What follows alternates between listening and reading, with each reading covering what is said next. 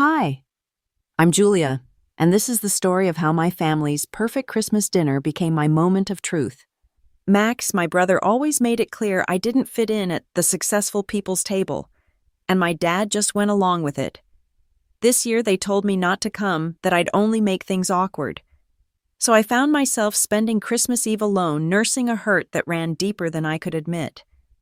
But what they didn't know was that while they were toasting to their future, I was about to sign a contract that would change everything. The very people they were so desperate to impress were about to call me partner. And that's when my real Christmas miracle began. Christmas Eve was supposed to be warm, glittering, full of laughter and the smell of cinnamon candles. Instead, my holiday started with a text message that felt like a slap across the face. Julia, this year's Christmas dinner is just for family. It's better if you don't come, you'll only make things awkward for your brother. Family only. I stared at the message until the words blurred. My brother Max had banned me from Christmas dinner, and my father had agreed. "Don't embarrass your brother," Dad had said earlier that week, his voice heavy with the kind of authority that made questioning him useless. But what none of them knew was that the people they were so desperate to impress would soon call me partner. The text came while I was still in my small office above a bustling coffee shop downtown, the headquarters of a startup I'd built from scratch. The room smelled faintly of espresso and ink, the air humming with low music and ambition. On my desk sat two folders, one labeled Pending Clients, the other Acquisition Proposal Graves Capital. I'd spent years building this company from nothing, turning late nights into small victories, and then finally into success that didn't need to be explained. Still to my family. I was the receptionist who didn't know when to quit. I reread Dad's message. His words, "Don't embarrass your brother," rolled in my head like stones. He'd said the same thing when I was 14 after Max ruined my science fair project and I cried. He'd said it when Max forgot my college graduation. He'd said it last Thanksgiving when I wasn't invited because it's too formal for you. That sentence had become the family anthem, an instruction to shrink myself for the comfort of others. This year apparently was no different. I tried to tell myself I didn't care. After all, I had a company to run. I'd just finalized a major contract, one that could double my firm's valuation overnight. I had employees who respected me, investors who trusted me, clients who shook my hand and looked me in the eye. But that didn't stop the sting from crawling up my chest. Because no amount of success in the outside world ever canceled the ache of being excluded by your own blood. At 6 p.m, the city glowed in holiday lights, and snow began to fall outside my window, the kind that melts before it lands. I could picture their dinner vividly, my parents' big colonial house glowing from every window, laughter spilling into the snow, Max standing tall in his navy suit, his fiancée Lauren beside him, polished, perfect, ready to take her seat at the successful people's table. That's what he called it last year. "Only successful people sit here," Max had said with that smug grin, patting the chair beside him, then turning to Lauren as if to joke. "We'll save this seat for Julia when she gets a real job." Everyone laughed, including my father. My mother's eyes had softened for half a second, but she said nothing. She never did. The humiliation of that night had clung to me like smoke. I'd promised myself it would be the last time I let them define my worth. So instead of crying, I worked. I poured myself into my business until the numbers spoke louder than their laughter. And yet here I was, banned again. The phone buzzed. Another message from Mom this time. "You understand, right? It's not personal. We just don't want tension during dinner. Not personal. Exclusion never is, apparently. It's just practical." I leaned back in my chair and looked at the framed photo on my wall, my company's first team photo. 10 people, all smiling, all standing in front of the small office we'd rented above a bakery. Most of them had been rejected elsewhere. I'd hired them because I knew what it felt like to be underestimated. Now they are thriving. A knock on the door pulled me from my thoughts. It was Maya, my operations manager, and the closest thing I had to family. "Are you still here?" she asked, stepping in with 2 cups of coffee. I forced a smile. "Apparently I'm not welcome anywhere else." She frowned. "What happened?" I handed her my phone. She read the messages, her lips pressing into a thin line. They don't deserve you, she said. Maybe not, I murmured.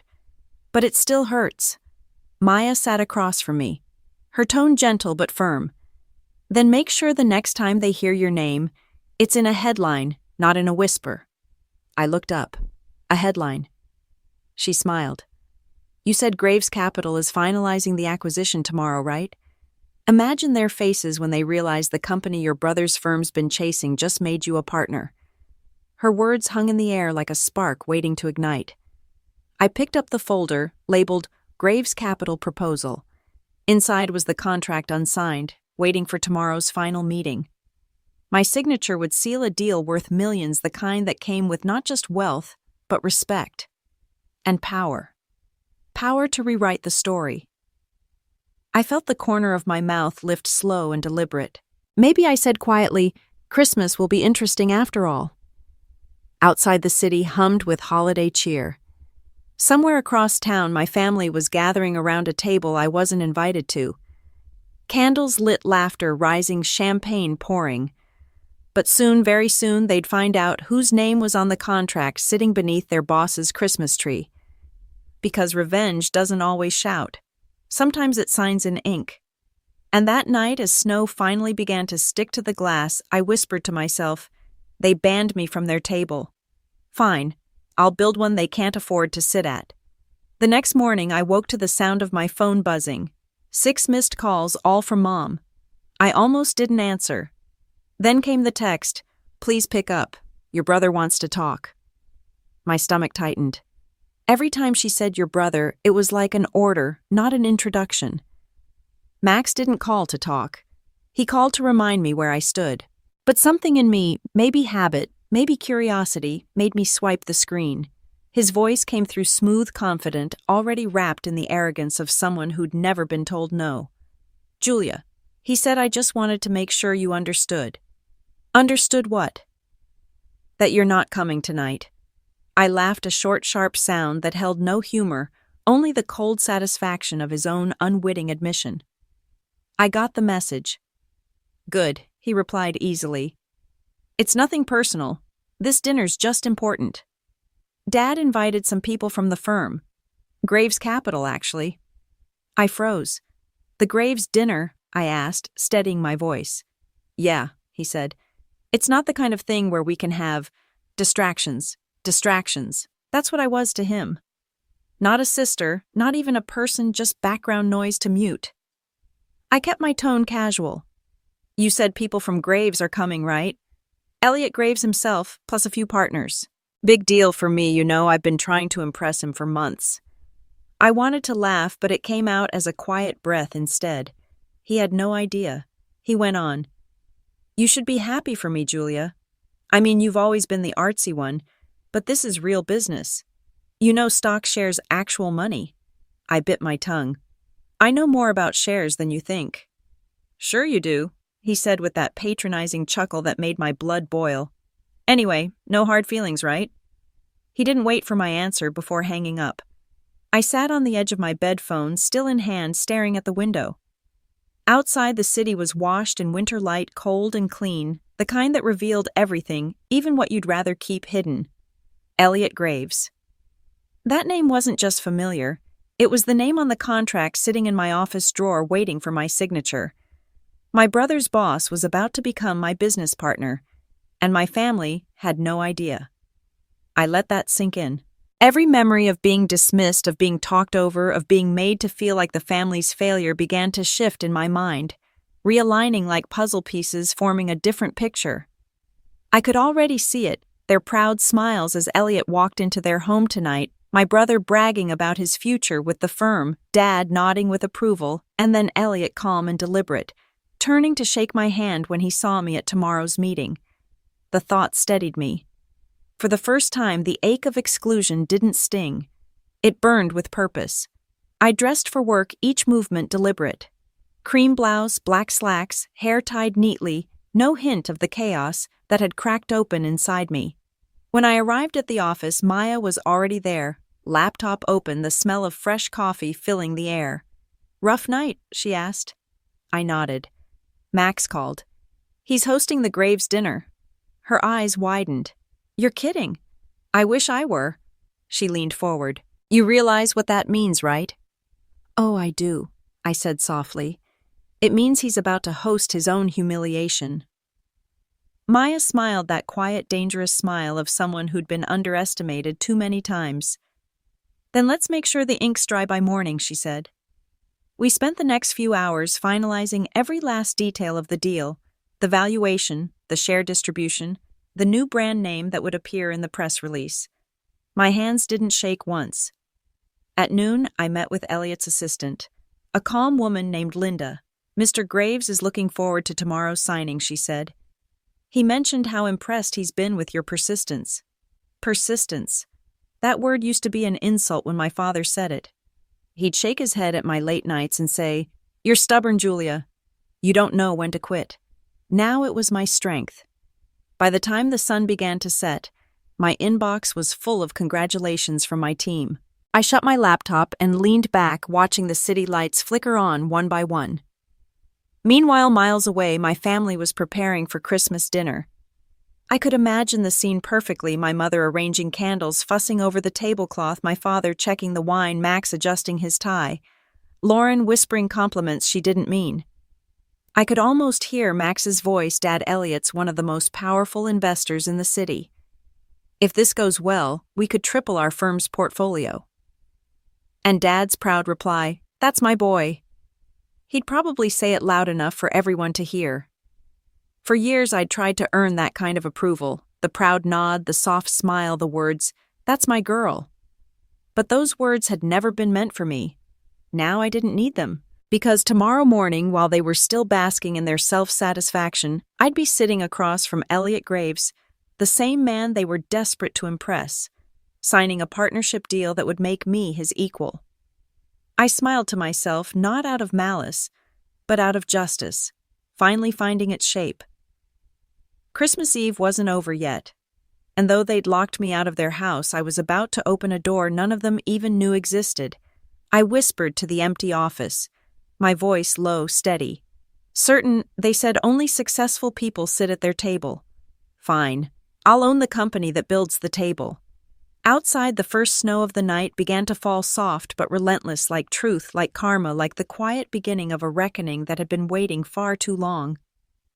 They say Christmas dinner brings families closer, but that night it only proved how far apart we really were. While snow dusted the city in silence, I sat in my apartment, a single candle flickering on the table beside a cold cup of cocoa. Across town, my family's house blazed with light, a stage set for appearances, not affection. I could almost hear the laughter through memory alone, my brother Max at the head of the table, and my father beaming beside him, and my mother moving between guests like a hostess on autopilot.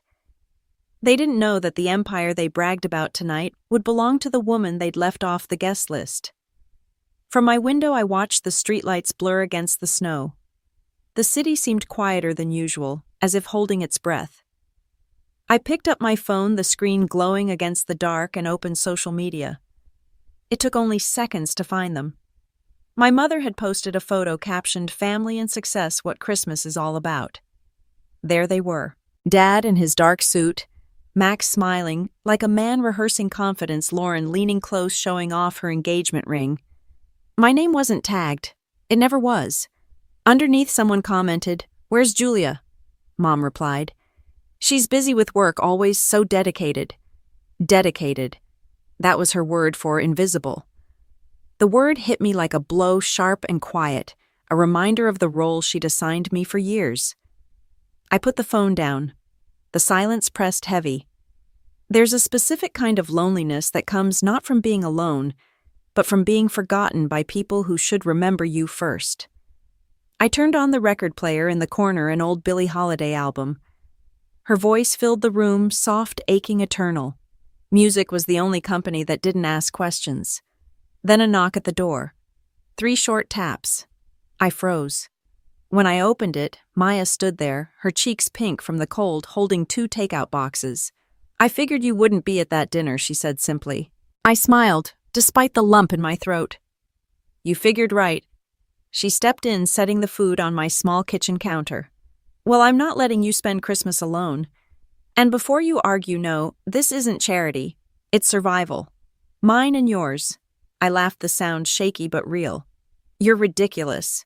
Yep, she said, opening the boxes. And I brought dumplings, not turkey.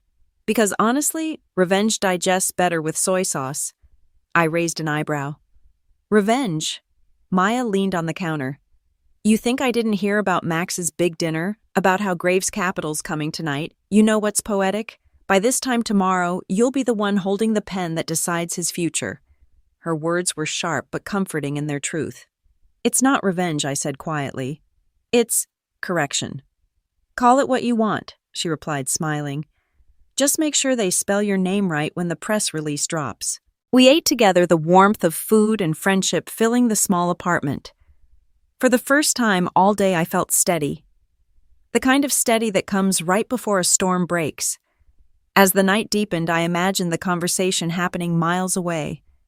Max swirling his wine, telling stories about his firm and his team.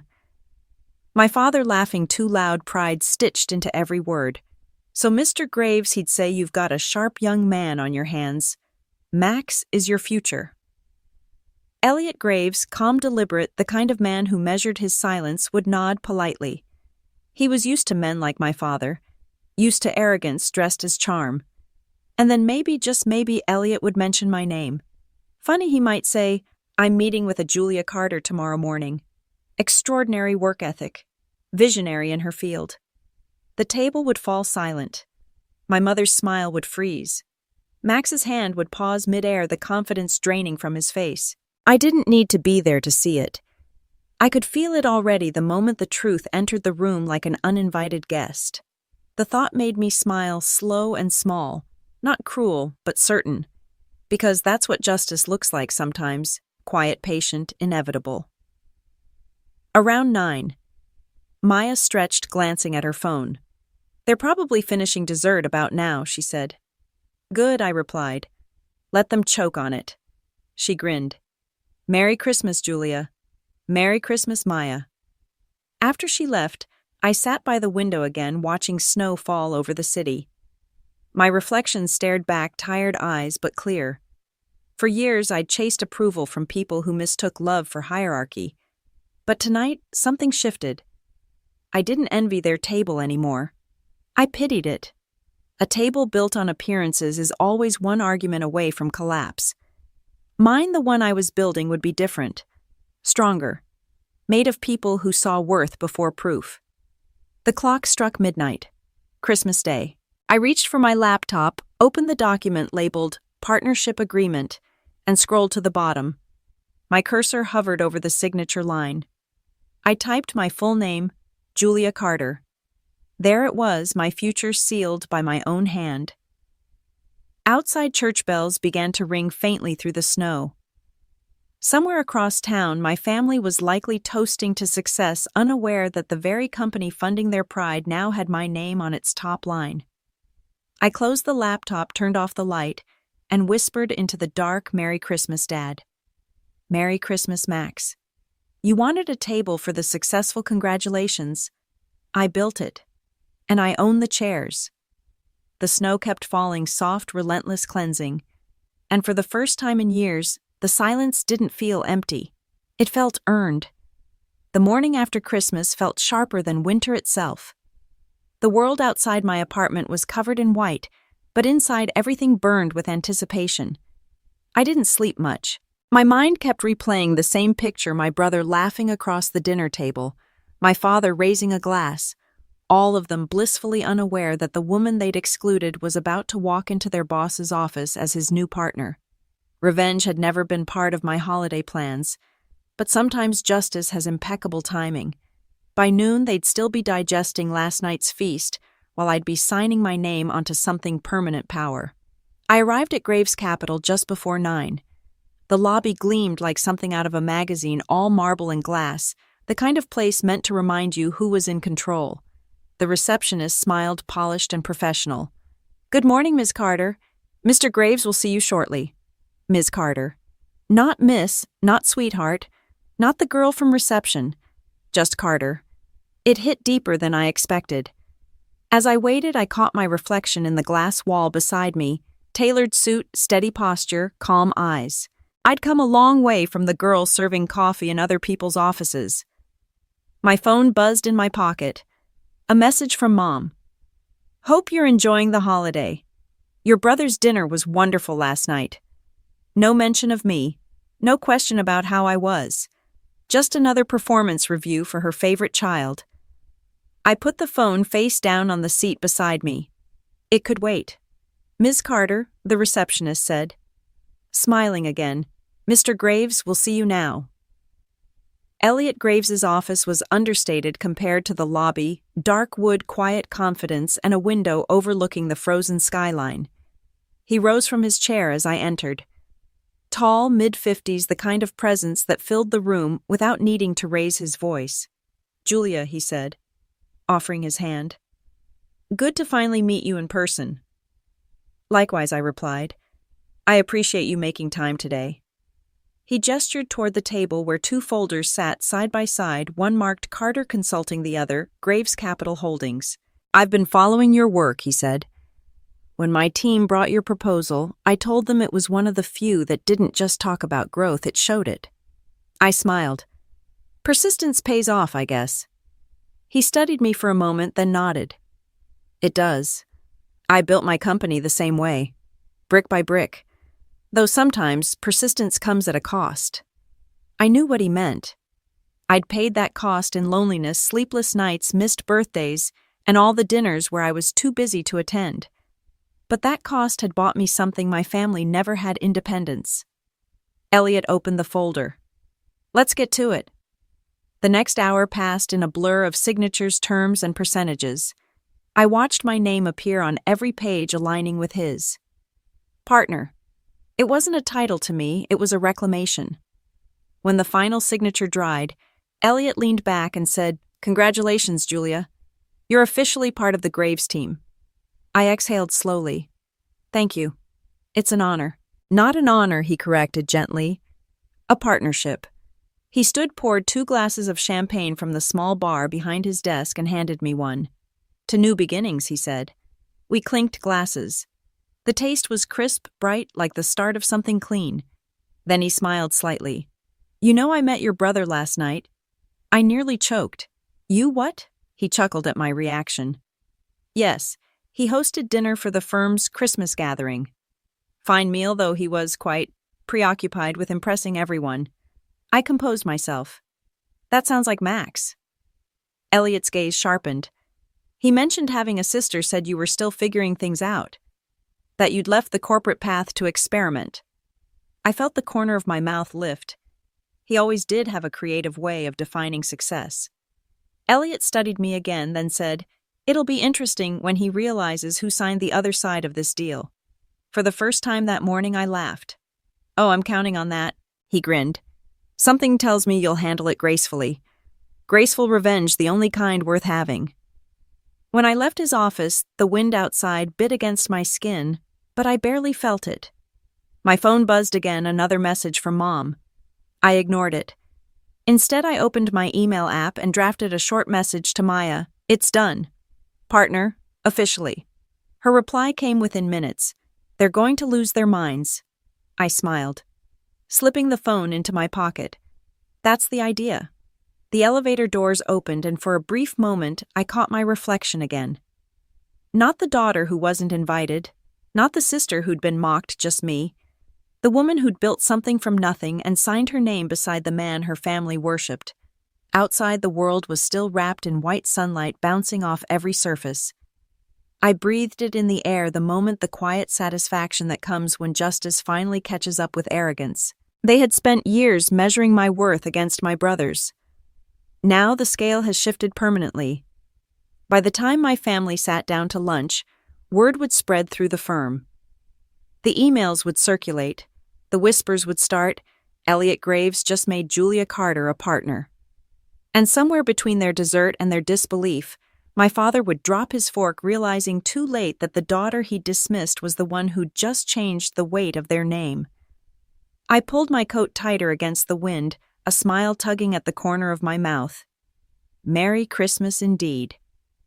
By the time the sun dipped below the skyline that evening, the news had already spread. It began as a whisper in a boardroom, then rippled through the corridors of Graves' Capital like a slow, elegant detonation. Julia Carter, the new partner. By nightfall, it wasn't a rumor anymore. It was fact. Screens lit up, inboxes buzzed, and my name, the name they'd mocked, flashed across the firm's internal memo. Across town at my family's dinner table, I imagined the clinking of silverware halting midair, the air thickening with disbelief. It wasn't just revenge anymore, it was revelation. The first call came from Maya. She didn't say hello, didn't even try to sound calm. "It's everywhere, Julia," she said, breathless. "They published the press release early. You're trending on every finance page in the city." I paused mid-step, standing in the middle of my apartment phone pressed to my ear. Already, she repeated, then laughed. I guess Graves' Capital doesn't waste time celebrating their wins. My reflection in the window looked almost foreign. Same eyes, same face, but steadier now. "Let them talk," I said softly. I've waited a long time for silence to end. At that exact moment, another call came through Mom. I hesitated before answering. The phone rang again and again, relentless. When I finally picked up, her voice cracked before she could even form words. "Julia, what did you do?" I closed my eyes. "I worked, Mom. That's all I ever did." You're with Elliot Graves now. I'm his partner." There was a pause. I could almost hear the sound of her hand tightening around the phone, her breath hitching. "Your brother, he's devastated. He says this will ruin his reputation." "Ruin his reputation?" I said, incredulous. Funny. He didn't seem worried about mine when he barred me from Christmas dinner. Her voice grew smaller. "He didn't mean it like that. He meant it exactly like that," I said. "And so did you." Silence stretched between us. Cold, heavy, honest. For once, she didn't have a script. "Julia," she said, finally, her tone trembling, "can't you just fix this?" "Fix it," I repeated, a bitter laugh slipping out. "You think success needs fixing? I'm asking you to be kind," she whispered. "He's your brother." "And I was your daughter," I said quietly. "But that didn't stop you from locking the door." I hung up before she could respond. The phone buzzed again almost immediately. This time it was Dad. His message came through as a single line. "You made your point. Enough now. Enough." That word again. The family's favorite commandment. Don't embarrass, don't speak, don't exceed. Enough. I deleted the message. For the next few hours, I stayed in the quiet. My apartment glowed with the reflection of city lights, the hum of something new and electric settling in the air. Revenge wasn't supposed to feel peaceful, but it did. Not gloating, not cruel, just justified. At midnight, I received a message from an unknown number. "Congratulations, partner." It was Elliot. He added another line. "Your brother's reaction was educational." I smiled. I could imagine it vividly, Max walking into the office full of his usual swagger, greeted by whispers and sidelong glances. Someone probably handed him a printed copy of the memo. He would scan the words once, twice before the blood drained from his face. And when he reached the line that said, "Effective immediately, Julia Carter joins Graves' Capital as partner," he'd know his empire had shifted. By morning, the internet had finished what the memo started. I folded the paper neatly, set it on the counter, and whispered under my breath, "Merry Christmas, Max." Somewhere in their polished suburban kitchen, my family was probably having breakfast in silence. No laughter, no boasting. The same silence they'd once forced on me now wrapped around them instead. And as I locked the door behind me, heading to my first official day as a partner, I felt something I hadn't felt in years: freedom. Not from them, but from the need to prove anything to them ever again. They had wanted me gone from their dinner table.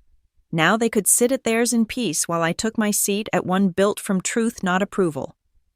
Justice, it turned out, was best served cold, just like Christmas morning. I didn't expect another dinner invitation from my family, especially not after Christmas. But power has a strange way of rewriting people's manners. 3 days after my partnership announcement, my phone buzzed with a message from Mom that read, "Family dinner this Friday. We'd love to talk. Please come." The words were polite, but I could smell the desperation between the lines. when they excluded me before it was pride. Now it was panic disguised as reconciliation. Still, I couldn't resist. After all, sometimes the best revenge isn't served cold, it's served face to face. I stared at the message for a long moment, my reflection caught in the black glass of the screen. The same mother who told me not to embarrass my brother now wanted me at the table she'd once barred me from. I typed my reply carefully. Of course, Mom. I'll be there. Maya didn't even try to hide her smirk when I told her. You're actually going... Please tell me you're bringing a crown. I laughed softly. No crown. Just composure. Composure, she repeated, grinning. The deadliest weapon of all. Friday came faster than I expected. That evening, I drove to my parents' house for the first time in almost a year. Their home in Maplewood looked exactly as I remembered it, immaculate, expensive, and cold. The wreath on the door was still the same one Mom used every year, slightly crooked, though she never noticed. When she opened the door, her smile looked painted on. Julia, she breathed her smile, trembling. We're so glad you could make it. Dad appeared behind her, his posture stiff, a glass already in hand. Glad you could make it. Wouldn't miss it, I said. The dining room table glowed under the chandelier, 12 chairs perfectly set. This time my seat wasn't missing. I took it deliberately at the far end across from Max. He looked different, less confident, more contained, like a man nursing a bruise beneath his suit. Julia, he said coolly. Congratulations. Big promotion. Thank you, I said. Partnership, actually. He nodded. Jaw tight. You must be thrilled. I am, I said. Elliot's been nothing but supportive. Mom stepped in quickly. We're all so proud of you, she said, voice a touch too bright. It's such an accomplishment. Your father's been telling everyone how smart you are. Dad grunted. You worked hard. We've always said that. I smiled. No, Dad. You said Max worked hard. You said I was... stubborn. A flicker of discomfort crossed his face, but he covered it with a sip of wine. That's not how I remember it. Memory's funny like that, I said quietly. Dinner began, the air heavy with unspoken tension. Mom asked about my projects, feigning interest. Grace, my younger sister, ever the peacemaker, offered polite smiles. Max mostly watched his fork, moving food around his plate more than eating it. So Mom said carefully, I heard Mr. Graves spoke highly of you. You must be learning a lot from him. I set my wine glass down. I'm not learning from him, Mom. I'm working with him. We share the same title now. The room fell silent. Even the clinking of utensils stopped. Dad cleared his throat. Partner, huh? That's impressive. Though I imagine that brings responsibilities. It does, I said. Like overseeing major accounts, including the ones Max handles. Max's eyes snapped up. Excuse me. I tilted my head slightly. Didn't you read the memo Graves Capital merged with Carter Consulting? Which means effectively I'm part of the approval process for your firm's financial portfolio. He froze. His fiancée Lauren shifted uncomfortably beside him, eyes darting toward Mom. So that means, she began softly. That means I finished for her. Max reports to me now. Indirectly. The silence that followed was almost symphonic. Dad's face reddened, his grip tightening around his glass. That's absurd. It's structure, I said calmly. It's business. Mom tried to smile again, but her voice shook. You can't expect your brother to... I don't expect anything, I interrupted gently. That's the beauty of it. Max pushed back from the table slightly. You're doing this on purpose. To humiliate me. I met his gaze evenly. No, Max. I'm doing this because I earned it. The humiliation part, that's your interpretation. For a moment, nobody spoke. The only sound was the soft ticking of the grandfather clock in the corner. Then Grace broke the silence. You both sound insane, she whispered. It's Christmas week. I turned to her, my tone softening. You're right. Maybe it's time we stop pretending we're a happy family and start being an honest one. Mom's hands trembled. Julia, please. Can we just have one dinner without what, Mom? I asked. Truth, the room went still again. Max looked away first. Dad drained his glass. And for the first time, I didn't feel small at that table. I didn't feel unwanted. I felt seen. Dinner ended in uneasy silence. No hugs, no laughter, no toasts. Just the quiet recognition that the family order had shifted and I had been the one to turn it upside down. When I reached the door to leave, Dad spoke softly. "Julia." I turned. He hesitated, then said, "Don't forget where you came from." I smiled faintly. "Don't worry, Dad. You remind me every time." The night air outside was cold and biting, but I didn't shiver. I'd walked into their world and walked out untouched, stronger, calmer, and utterly unafraid. Inside, I imagined Max's glass finally slipping from his hand, shattering against the polished floor. Some truths are loud even in silence. The night had already begun to splinter under its own tension when the doorbell rang. It was sharp, sudden, and out of place, cutting through the brittle quiet that hung over the dinner table like frost. My mother froze mid-sentence, her hand hovering over a wine glass. My father frowned. Max glanced at the clock, confused. "Who would show up unannounced?" he muttered. No one moved at first. Then, with a sigh heavy enough to shake the air, Dad stood up to answer it. None of us could have known that the man on the other side of that door would change the story forever. The sound of the door opening carried through the house, followed by a pause long enough to make everyone's heart stutter. And then we heard it, a deep, familiar voice. Calm. Certain. "Evening," Richard Elliott Graves said. Every muscle in my body went still. From the dining room, I could see the shadow of his tall frame stretch across the hallway tiles before he appeared perfectly composed in a charcoal coat, a faint snowflake melting on his shoulder. My father stammered, utterly thrown, "Mr. Graves, what on earth? This is unexpected." Elliot smiled slightly, a glint of amusement in his eye. "I was having a late business dinner nearby and realized I had an important document for Julia. Thought I'd save us all a trip tomorrow and drop it off." He gestured with a subtle nod towards me. "No need to rush to the office in the morning, Julia. I believe you have a family to catch up with." The silence that followed was electric. My mother blinked rapidly, her voice too high when she said, "You know?" Julia Elliott turned his head, his gaze finding mine across the table. "Know her? She's my partner." The air in the room shifted instantly. My father's hand tightened around the doorframe.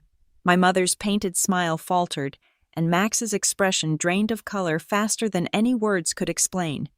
The same man my brother had bragged about working under, the one he'd called his boss, his mentor, his ticket to status, was now standing in my parents' doorway calling me partner. "Partner," Dad repeated faintly.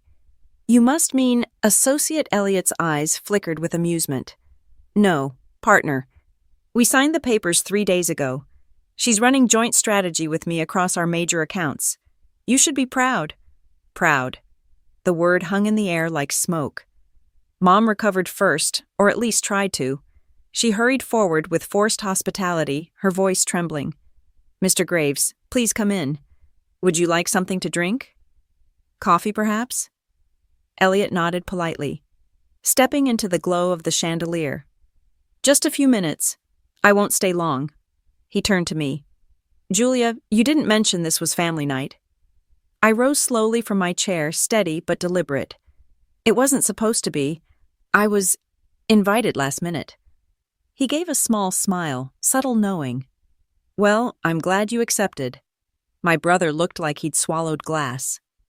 "Julia," he said tightly, "you didn't tell us you were working that closely with Mr. Graves." "I didn't think it mattered," I replied evenly. "After all, only successful people sit at this table." Right? Max's jaw clenched, but before he could respond, Elliot stepped in, casually glancing between us. "Ah, yes, that table. I've heard about this dinner. Quite the tradition." My father tried to laugh, but it came out strangled. "Oh, just family banter. You know how it is." Elliot's eyes settled on him, cool, unhurried, piercing. "I do. Families are fascinating, especially the way they define success." The weight of his words wasn't lost on anyone. Mom fiddled with the edge of her napkin, Max stared into his untouched glass, and my father shifted uncomfortably. Elliot continued, voice soft, but edged with steel. Richard, your son's done well, ambitious, confident, but Julia, he turned to me again. Julia's exceptional. I've rarely met someone who can build something from nothing and make it last. That kind of resilience, well, that's what leadership looks like. For a heartbeat, the only sound was the faint hum of the chandelier above us. Then quietly my father said, You don't say. Elliot smiled faintly. I do. Then, as if remembering something, he reached into his coat pocket and pulled out a sleek black envelope. Julia, this was delivered to the office today. Thought I'd bring it personally. I took it from him, heart steady. Thank you. Of course. His eyes lingered on mine for a moment, an unspoken understanding passing between us before he turned to my family again. Well, I'll let you get back to your dinner. Though I must say you've raised a remarkable woman. He extended his hand toward my father. My dad reached out automatically, but his fingers trembled as he shook it. Pleasure meeting you all, Elliot said smoothly. Enjoy the evening.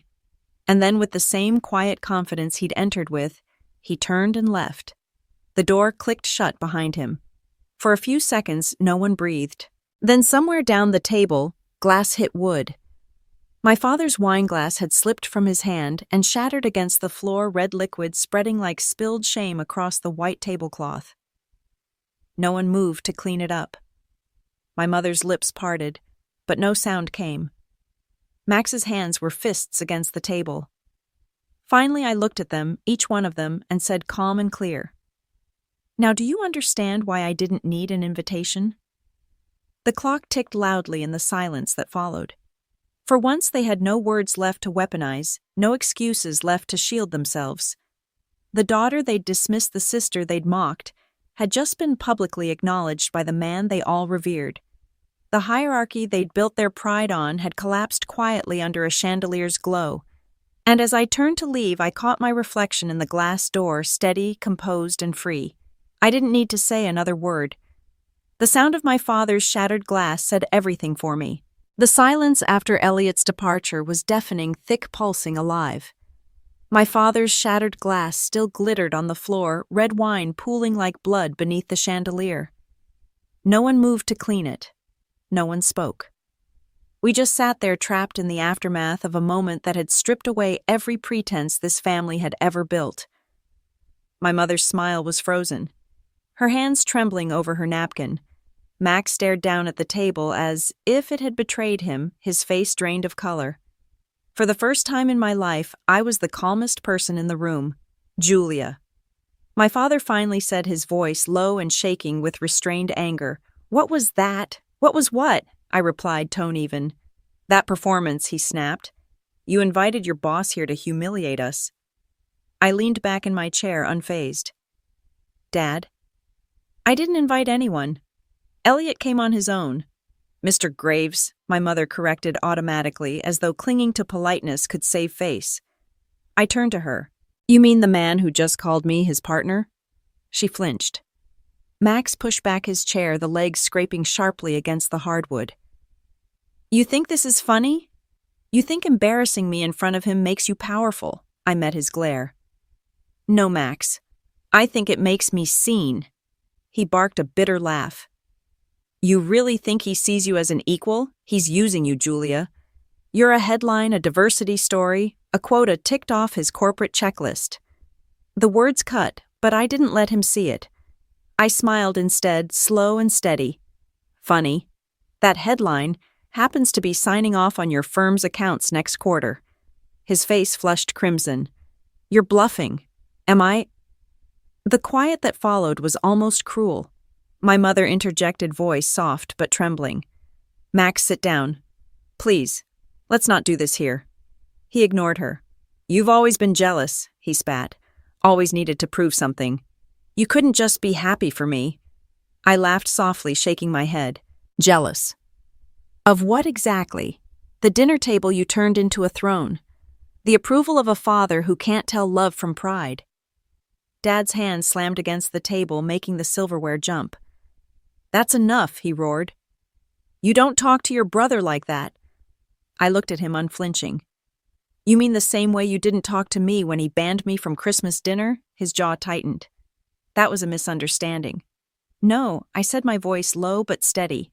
It was a declaration. Mom's eyes filled with tears, but I didn't stop. The truth had waited long enough. For years I continued, you made it clear who mattered here. Max the golden boy, Grace the peacemaker, and me the disappointment you could never quite erase. You made me fight for space in a family that should have been mine by right. Dad exhaled through his nose, trying to reclaim control. You're being dramatic. Am I asked quietly. You taught me that worth comes from approval, from titles, from fitting the mold you built. And the moment I stopped needing those things, you decided I was the problem. The table fell silent again. My mother dabbed her eyes with her napkin. Max sat rigid, staring at the floor. I stood slowly, my voice softening. You wanted a family of appearances, but appearances don't last. Reality does. Dad muttered, You're twisting things. Maybe, I said, but at least I'm not pretending anymore. I took my coat from the back of the chair. My mother's voice broke through the silence. Julia, please don't go. We didn't know. We didn't understand what you were doing. I turned to her, my expression calm but unyielding. You didn't want to understand, because it was easier to believe I failed than admit you underestimated me. Her lips quivered. You're our daughter, and I still am, I said softly. But now I'm also someone else, someone you can't control. The grandfather clock ticked in the corner, marking every second of their unraveling. I moved toward the door. My father didn't look at me. My mother whispered my name once more, but I didn't turn back. Max muttered something under his breath, something about luck, about arrogance, but his voice cracked halfway through, betraying the anger for what it really was, fear. When I reached the doorway, I paused. Dad, I said without looking back, tell Max to check his inbox tomorrow morning. There's a new account approval form from Graves Capital waiting for his signature. It lists me as his direct oversight contact. My father's glassy reflection caught mine in the hallway mirror. He looked smaller than I'd ever seen him. Julia, he said hoarsely, don't destroy your family over pride. I turned then, meeting his gaze. You destroyed this family the moment you decided pride mattered more than love. The wind outside howled as I opened the door, cold air rushing in. Behind me, the chandelier flickered, the sound of my heels echoing through the hall. The door clicked shut behind me, soft, final, and satisfying. As I stepped into the night, snowflakes brushed my hair, melting on my cheeks like fragments of everything I'd finally let go. I didn't feel anger anymore, just clarity. Inside that house, the hierarchy had cracked. Outside, under the clean, cold sky, I felt the weight lift. They could have their table, their performance, their pride. I had something better, my freedom, my voice, and the knowledge that I didn't need their permission to exist anymore. Somewhere behind me, through the frosted window, I saw my father lower his head into his hands. My mother's lips moved in silent prayer. And Max. He sat there perfectly still, the wine stain spreading like a shadow across his sleeve. The storm had arrived. But this time, I was the one who brought it. The morning after the dinner felt different. The city was quiet, almost reverent, as if even the wind knew something had shifted. My phone hadn't stopped vibrating since dawn, reporters, colleagues, even old classmates I hadn't heard from in years. Everyone wanted a quote, a comment, a piece of the story. But I didn't respond to any of them. The only message I waited for wasn't from the media. It was from my family. And when it finally came, it wasn't what I expected. My mother's text appeared at 7:30 a.m. Simple and small, he's gone. I froze reading it twice. Gone. Not dead, but gone. My father had packed a bag and left the house sometime in the middle of the night. No note, no explanation, no warning. The next message came seconds later. Your father can't handle what happened. Please come. For a long minute, I just stood there in my apartment, the city light breaking through the blinds in thin silver lines. The same man who had told me not to embarrass my brother was now the one hiding from the mess he'd helped create. When I finally replied, my hands were steady. I'll be there in an hour. The drive to Maplewood was quiet, the highway nearly empty. Snow lined the edges of the road, gray and brittle. I'd made that drive countless times before, usually with my heart heavy, anticipating another cold dinner or a thin smile. This time it felt different. I wasn't going to seek approval. I was going because I needed closure. When I arrived, Mom looked 10 years older. Her makeup was smeared, her hair undone, her usual elegance replaced by something raw and human. "Julia," she breathed as though saying my name hurt. "Your father left around midnight. He said he needed space. Space from what I asked. From us. From all of this." She waved vaguely toward the living room as if the walls themselves were guilty. "He said he couldn't stand what happened last night, that he didn't recognize our family anymore." I almost laughed. Maybe for the first time he actually saw it. Her shoulders sagged. "You think I wanted this? You think I wanted my children fighting like enemies?" I looked at her for a long moment. "You didn't stop it either." Her eyes welled up. "I tried." I shook my head. "No, Mom. You managed. You covered. You performed, but you never tried to change it." The words came out sharper than I intended, but I didn't take them back. She sat down slowly, wringing her hands. "Your brother hasn't come home. He stayed at Lauren's. He's not answering my calls." I sighed. "He's humiliated. He'll recover." Her eyes lifted to mine, hopeful, almost pleading. "And what about you, Julia? Will you forgive us?" The question hit harder than I expected. Forgive.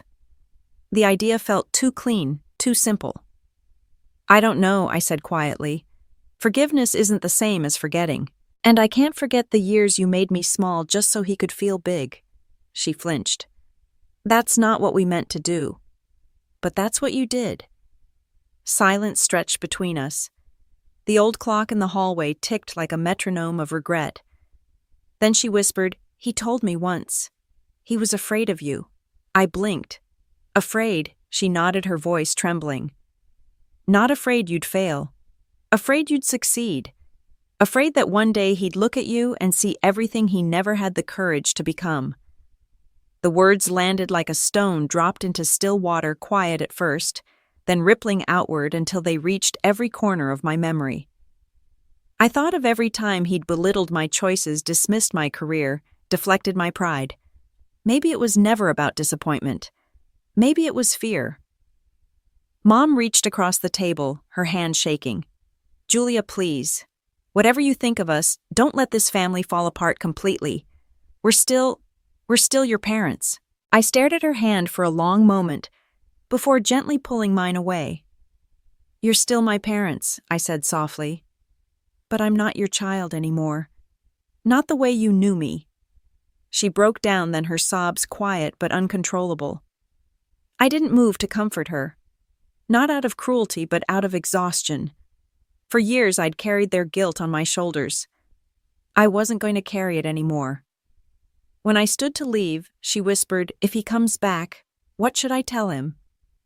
I paused by the door. Tell him the truth. That I didn't destroy this family. I just stopped pretending it was perfect. Outside, the wind cut through the air, sharp and clean. I sat in my car for a long time, staring at the house, the manicured lawn, the glowing windows, the illusion of control. Then I started the engine. Halfway back to the city, my phone buzzed again. This time it wasn't from Mom. It was from an unknown number. I opened it cautiously. It was from Dad. His message was short. "I need to talk. Meet me tomorrow. Same place you used to go when you needed to think." For a moment I couldn't breathe. He remembered. The old bridge near Willow Creek where I used to go as a teenager to escape the noise. I stared at the message, the edges of anger and pity, blurring into something softer, something dangerously close to hope. I typed one word back, "Okay." As the snow began to fall again, I drove into the night, the lights of the city rising ahead like the promise of something unfinished. I didn't know what tomorrow would bring. But for the first time, it wasn't revenge that kept me moving. It was something harder, something heavier, the faint flickering possibility of peace. The bridge hadn't changed. The same rusted railing, the same quiet stream cutting through the frozen woods below, the same echo of wind moving through the trees. I used to come here as a teenager when I couldn't stand the sound of my family's arguments, when I needed somewhere to breathe. And now, years later, I stood there again, older, colder, stronger, waiting for the man whose approval had once meant everything. I didn't know what he wanted to say. I only knew this: whatever came next, it wouldn't break me. That version of me was gone for good. I heard the crunch of tires on gravel before I saw his car. A moment later, my father stepped out, bundled in his long wool coat, his face drawn and pale. He looked smaller than I remembered. "Julia," he said, voice low, uncertain. "Dad." We stood in silence for a few seconds, the cold biting at the air between us. He glanced around as if searching for the right place to start. "You still come here?" "Not for years," I said. "But you remembered." He gave a weary smile. "Some things stick." We stood side by side, leaning on the railing, watching the thin layer of ice glint on the water. Finally he sighed. "I owe you an apology." I didn't respond right away. I just let the sound of the stream fill the space where words usually failed us. For what I asked at last. For... He hesitated. For not being proud of you when I should have been. For letting my fear make me cruel. I turned to look at him, but he didn't meet my eyes. His voice was steadier now, almost practiced. "You have to understand, Julia. I built my life on rules. Predictability. The company, the family, everything. It was all about order. You never followed those rules. You made your own. And I didn't know how to handle that." I let out a quiet laugh, bitter but small. "You punished me for it." He nodded. "I did. Because watching you succeed where I never could, it made me feel irrelevant." The honesty in his voice startled me. I'd waited years for excuses, not truth. And yet here he was, unraveling his pride one thread at a time. He looked up at the gray sky. "When I saw you standing at that dinner table after Elliot left, you looked just like I did the first time I realized no one was coming to save me. I spent my life trying to protect my pride, thinking it was the same as protecting my family. But last night, when my own world shattered, I saw you. You had to learn to save yourself, and you did. That's a kind of strength I never had. That caught me off guard." "What do you mean?" He exhaled slowly. Fog blooming in the cold air. "Your grandfather treated me the way I treated you. He made me believe my worth depended on what I could control. I spent my whole life chasing approval that never came. And when I finally had a family of my own, I repeated the same thing, thinking control meant love." I stared at the stream, my chest tight. For years I'd hated him. Now, for the first time, I understood him. "Dad," I said softly, "you can't fix the past with explanations." He nodded. "I know. I can only stop making it worse." He turned toward me, then really looking at me for the first time. His eyes were tired but clear. "You were right about one thing. We built a family on appearances, on success, reputation, pride. But you built something real, something that doesn't need our approval to exist." I swallowed the lump in my throat. "You hurt me, Dad. A lot. I know," he said, his voice breaking. "And I'll live with that. But I need you to know I'm proud of you, Julia. I've always been proud. I was just too stubborn to say it. It was the kind of sentence I dreamt of hearing once. But now, standing there, I realized I didn't need it anymore. I wasn't the daughter waiting for validation. I was the woman who'd learned to give it to herself." "Thank you," I said simply. He smiled faintly. "You sound just like your mother when she's holding back tears." I let out a small laugh. "She told me you were gone." "I needed space," he said. "To think. To understand what I'd done. To realize that power means nothing if it costs you your family." He looked out over the frozen water again. "I don't expect forgiveness. But maybe, one day we can start over." The air between us softened. I didn't answer right away. Instead, I watched a single snowflake drift down, land on the railing, and melt into nothing. Maybe I said finally, "But it won't look the same as before. I'm not coming back to that version of us." He nodded slowly. I wouldn't want you to. We stood there a little longer, two people bound by blood, but separated by years of silence, finally meeting in the middle. When he finally turned to leave, he hesitated. Julia. Yeah. He smiled, a real one this time. You remind me of your mother when she was young, except braver. And then he was gone. I stayed on the bridge for a while, the wind brushing through my hair, the ice cracking faintly below. For years I'd thought revenge would feel like victory, but standing there what I felt was something deeper, not forgiveness, not forgetfulness, but release. The kind that comes when you stop fighting the ghosts of who you used to be. As I walked back to my car, I didn't look back. The bridge would always be there, but I didn't need it anymore. When I walked into the office Monday morning, everything felt sharper. The air, the silence, even the looks from my team. People had read the headlines. They knew about the Christmas dinner, about Elliot showing up at my parents' house, about the glass that shattered when truth finally made its entrance. Power moves don't stay private long in this city. But for the first time in my career, I didn't feel the need to explain myself. Let them talk. Let them guess. I hadn't built my life to be understood by people who measured success by gossip. Elliot was already in the boardroom when I arrived. He stood by the window reading something on his tablet, the skyline spread behind him like a portrait of authority. He didn't turn as I entered, just said, "You made quite the impression, Carter."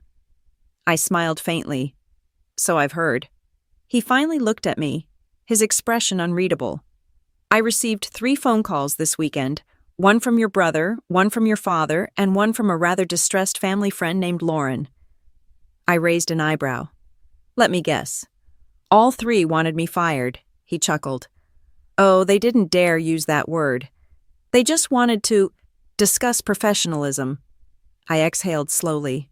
Of course they did. Elliot set the tablet down and leaned back against the table. "You know, Julia, there's something I've learned in this business. People hate the ones who remind them of their limits. You showed them a mirror they weren't ready to face." I met his gaze steadily. They built their world on control. I just stopped living inside it. He nodded, his tone softer now. "Still, I'm curious. Where does that leave you? Revenge burns bright, but it doesn't last. What comes next?" The question hung in the air. For the first time in months, I didn't have an immediate answer. "Maybe peace," I said finally. "Or something that feels like it." He smiled. "You've earned it." A knock at the door interrupted us. Maya poked her head in, her grin mischievous. "Sorry to intrude, but you'll want to see this." She handed me a newspaper. The headline read, "Carter's Rise redefines the game. Graves Capital's youngest partner sets new record." I couldn't help the small laugh that escaped me. "You've got to be kidding." Maya winked. "They love you. Half the industry wants to know your next move." Elliot chuckled. "So do I." I folded the paper, neatly setting it on the table. "I think I'll build something of my own again. Not for recognition, just because I can." He studied me for a moment. "When you're ready, I'll invest." I smiled. "Careful, Elliot. You might regret that offer." He grinned. "I doubt it." The meeting ended soon after, but his question lingered with me. What comes next? That evening, as I left the office, the winter light was fading over the city. The streets shimmered with the reflection of headlights, and the air smelled like frost and distant pine. I stopped at a coffee shop near the river, the kind of place I used to visit before the world demanded so much of me. Sitting by the window, I pulled out my phone. There were dozens of unread messages, reporters, investors, acquaintances, suddenly remembering I existed. And then buried between them, one from Grace. I hesitated before opening it. "I know everything's changed, but I just wanted to say I'm proud of you. I should have said it years ago." I read it twice, then once more before replying. "Thank you. That means more than you think." No anger, no tension, just truth. When I got home that night, my apartment felt warmer somehow. I poured myself a glass of wine and sat by the window looking down at the glittering veins of the city. For years, I'd chased their approval, my father's, my mother's, Max's. I'd believed success only mattered if they acknowledged it. But now I knew better. The power was never in their validation. It was in my persistence, the refusal to break when they told me to bend. As I sipped my wine, a thought crossed my mind, quiet, but certain I wasn't done. There were still businesses to build, lives to change, stories to write. But none of it would be about proving anything to them. It would be about building something that couldn't be taken away. My phone buzzed once more, an email notification. It was from Elliot. Subject: New Project Proposal, Carter Equity and Innovation Fund. I smiled. He'd done it. The idea we'd only hinted at, a venture fund dedicated to women-owned startups, was real, and my name was on it. I looked out at the city, at the lights flickering against the glass, and whispered to myself, maybe this is what peace feels like. For the first time in years, I didn't feel like I was chasing anything. I'd already caught it. The next morning, I woke before dawn, dressed, and stood on my balcony with a cup of coffee. The skyline stretched before me, familiar yet endlessly new. Somewhere miles away, my family would be waking too, facing their own reflections, their own reckonings. But I didn't think of them with bitterness anymore. Only clarity. They had built walls. I had learned how to build doors. And as the sun began to rise over the glass towers of the city I'd claimed for myself, I felt something I hadn't in a long time. Not triumph, not revenge. Freedom. Christmas looked different that year. No polished china, no grand table, no speeches about success or shame. Just me, a fire flickering quietly in my downtown apartment, and the soft hum of jazz drifting through the room. Outside, the snow fell steady, blanketing the city in silence.